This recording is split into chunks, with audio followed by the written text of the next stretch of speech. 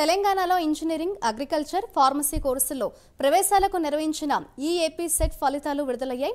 ఫలితాలను విద్యాశాఖ ముఖ్య కార్యదర్శి బుర్రా వెంకటేశం విడుదల చేశారు. ఇంజనీరింగ్ విభాగంలో 2,40,618 మంది విద్యార్థులు, అగ్రికల్చర్, ఫార్మసీ విభాగాల్లో 91,633 మంది విద్యార్థులు హాజరయ్యారు. ఇంజనీరింగ్లో మొదటి 2 ర్యాంకులు ఏపీ విద్యార్థులు సాధించడం విశేషం.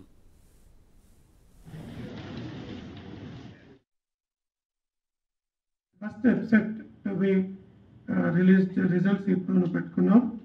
సో 21 ఫిబ్రవరి రోజు మనం నోటిఫికేషన్ ఇచ్చి 134 సెంటర్స్ తెలంగాణలోను, 31 సెంటర్లు ఆంధ్రప్రదేశ్లోను, బికాస్ కంబైన్డ్ అడ్మిషన్ ప్రొసీజర్ ఉంటుంది కాబట్టి ఈ సంవత్సరం వరకు. సో 34 సెంటర్స్ అక్కడ, 31 సెంటర్స్ అక్కడ కూడా పెట్టాం.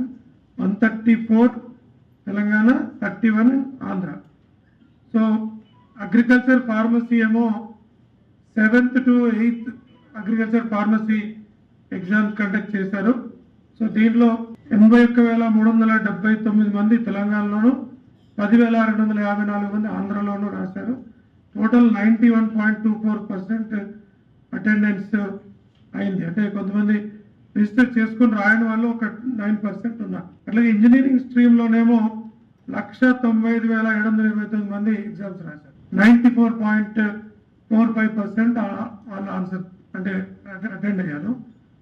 సో తెలంగాణలో 1,95,729, ఆంధ్రలోనేమో 44,889. సో ఈ సెంటర్స్లో ఓవరాల్గా 93.54% అటెండెన్స్తో ఈ ఎగ్జామ్స్ ఇంజనీరింగ్ స్ట్రీమ్ ఏమో 9th to 11th జరిగింది. అగ్రికల్చర్, ఫార్మసీ స్ట్రీమ్ ఏమో 7th to 8th జరిగింది.